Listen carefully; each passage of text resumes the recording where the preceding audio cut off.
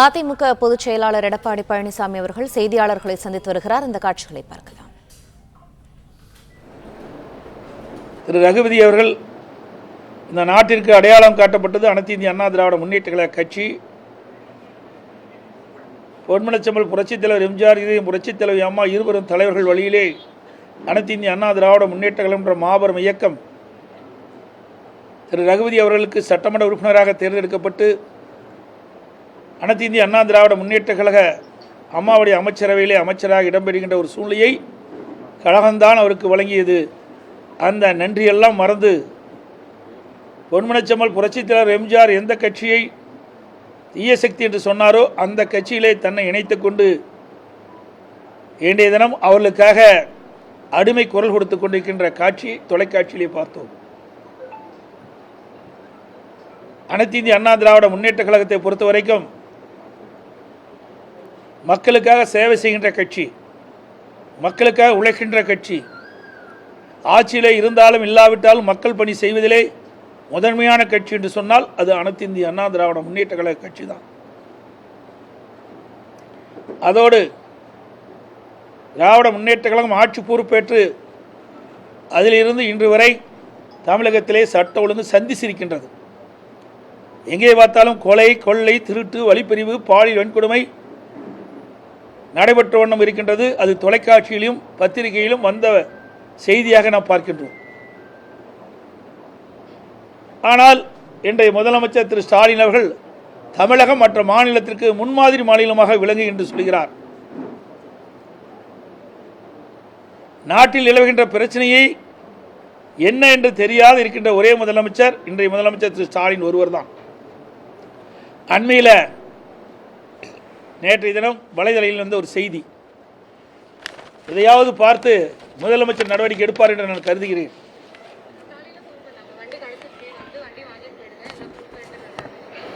ஸ்டேஷனுக்கு வந்துட்டேன், 2 மணிக்கு வர சொன்னாங்க, நான் 1 மணிக்கு வந்துட்டேன்.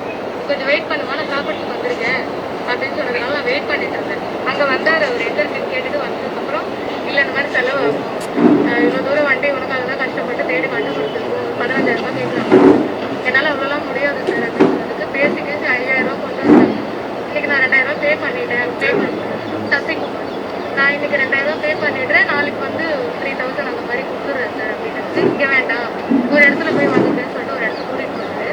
அங்கே 2,000 ரூபா கொடுத்துட்டேன். அதுக்கப்புறம் சரிங்க சார் நான் வண்டி வாங்கிக்கிறேன்னு சொல்லும்போது, ஒரு நிமிஷம் நில்லு, நான் உங்ககிட்ட கொஞ்சம் பேசணும், எதனா சொன்னால் தப்பாக நினச்சிக்க மாட்டேன். இல்லை சார் பரவாயில்ல, இவ்வளோ ஹெல்ப் பண்ணியிருக்கீங்க சொல்லுங்க சார்.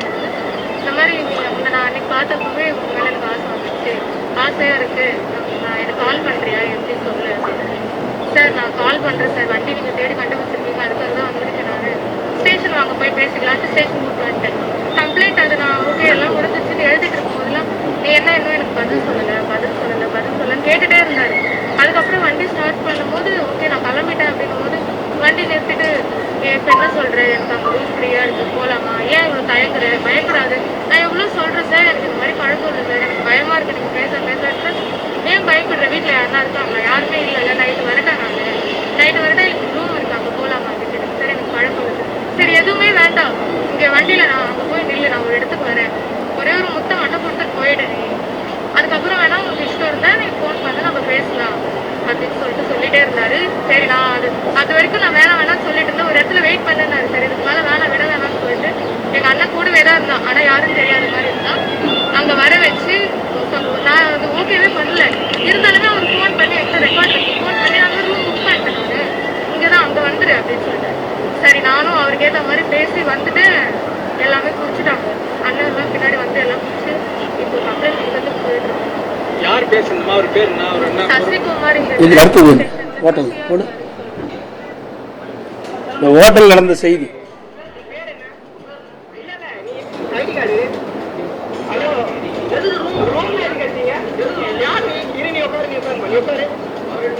எதுக்கு ரூம் எடுத்தீங்க, இப்போ ரூம் எடுத்தீங்க, எதுக்கு ரூமு, ஹலோ எதுக்கா ரூமு, டியூட்டில எதுக்கு ரூம் எடுத்த, ஹலோ பதில் சொல்லுமா, எதுக்கு ரூம் எடுத்த, என்னவா இருக்கு நீ, என்னவா இருக்கு அவுட் ஸ்டேஷன்ல, என்னவா இருக்க, அது மட்டும் சொல்லு. ரெஸ்பெக்ட் டியூட்டில இருக்கிற நீ இப்போ இல்ல எதுவா இருக்கிற இப்போ அங்க எதுவா இருக்கிற நீ எதுவா இருக்கிற அவரு சும்மா சாரி சாப்பிட்டாங்க போலீஸ்னு சொல்லிட்டு பாருங்க நீ நடக்கிற விஷயமே வேற இங்க என்னவா இருக்கிறாங்க என்னவா இருக்கியா நீங்க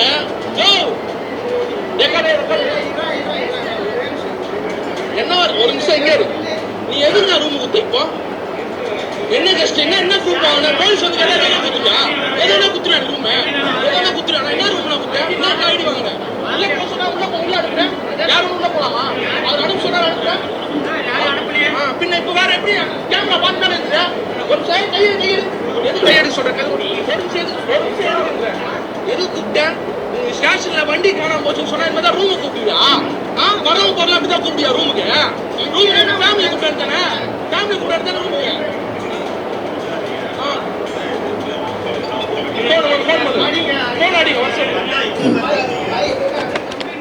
இந்த அளவுக்கு சட்ட ஒழுங்கு தமிழகத்தில் கெட்டு குட்டிச்சோராகி நாசமாகி போச்சு. இது ரகுபதி பேசுறார்.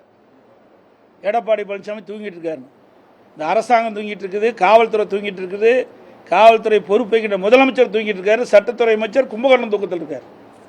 ஒரு பெண்ணுக்கு நான் ஏற்கனவே ஒரு 3 நாளைக்கு முந்தி ட்விட்டரில் போட்டிருந்தேன். எல்லா பத்திரிகை வந்துருக்குது, ஓரளவுக்கு ஒரு சில ஊடகமும் வெளிப்பட்டுருக்காங்க. இந்த ஆட்சியில் பொதுமக்களுக்கும் பாதுகாப்பு இல்லை, பெண்களுக்கும் பாதுகாப்பு இல்லை, அவரவர்கள் பாதுகாப்பு அவர்களே தேடிக்கொள்ள வேண்டும் என்று நான் 3 நாளுக்கு முந்தி வெளியிட்டேன். நேற்றைய தினம் இப்படி ஒரு நடந்திருக்குது. எவ்வளோ மோசம்! ஒரு பெண்மணி தன்னுடைய இருசக்கர வாகனம் காணவில்லை என்று காவல் நிலையத்திலே புகார் கொடுத்திருக்கிறார். அதை கண்டுபிடித்து விட்டேன் என்று அந்த பெண்ணை அழைத்திருக்கின்றார் ஒரு காவலர். அந்த பெண்மணியும் அதை நம்பி அங்கே செல்கின்ற பொழுது, நாங்களுடைய இருசக்கர வாகனத்தை கண்டுபிடித்து விட்டேன், எங்களுக்கு 15,000 ரூபா கொடு என்று அந்த காவலர் கேட்டதாகவும், அந்த பெண்மணி அவ்வளவு பணம் இல்லை, ஒரு சிறிய தொகை கொடுப்பதாக சொல்லி அதை தொகையை எதை கொடுத்துருக்காங்க. பிறகு அந்த காவலர் இங்கே வந்த செய்தியெல்லாம் உங்களுக்கு தெரியும், அதை என் வாயிலிருந்து சொல்லக்கூடாது, அசிங்கமாக இருக்குது. எப்படி நடந்தா என்பது எல்லாமே அந்த பெண்மணி வலைதளத்தில் அழகாக வெளியிட்டிருக்காங்க, தைரியமாக வெளியிட்டிருக்கிறாங்க. ஆக இந்த ஆட்சியுடைய லட்சணத்தை மக்கள் பார்த்துக்க வேணும்.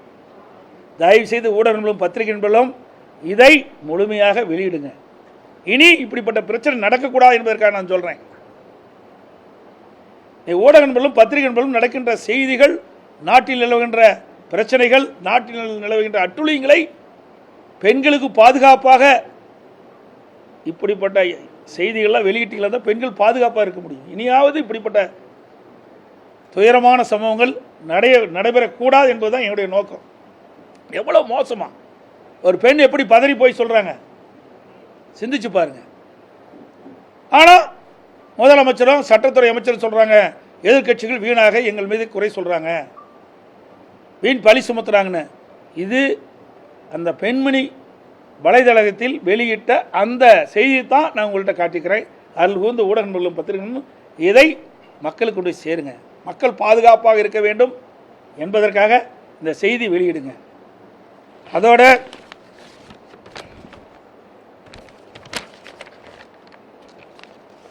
நான் ஏற்கனவே டெல்லி சென்று உள்துறை அமைச்சரை சந்தித்த பொழுது, தமிழ்நாட்டிற்கு தேவையான நிதி பல துறைகள் வராமல் நிலுவையில் இருக்கின்றது, அதை விடுவிக்க வேண்டும் என்று கோரிக்கை மனு கொடுத்தோம். நானும் நாடாளுமன்ற மூத்த கட்சி நிர்வாகிகளும் சென்று உள்துறை அமைச்சர் அவர்களை அவர் இல்லத்திலே சந்தித்து கோரிக்கை மனு அளித்தோம். அதன் அடிப்படையிலே 100 நாள் வேலை திட்டத்திற்கு தேவையான நிதியை ஒதுக்கீடு செய்திருக்கின்றார். அதோடு மெட்ரோ ரயில் திட்டம் கட்டம் 2க்கு நிலுவை நிதி அதையும் ஒதுக்கீடு செய்திருக்கின்றார். ஜாதிவாரி கணக்கெடுப்பு எடுக்க வேண்டும் என்று அண்மையில் அறிவித்திருக்கின்றார். ஆக நாங்கள் கொடுக்கப்பட்ட சில கோரிக்கைகள் இன்றைக்கு நிறைவேற்றப்பட்டிருக்கின்றன.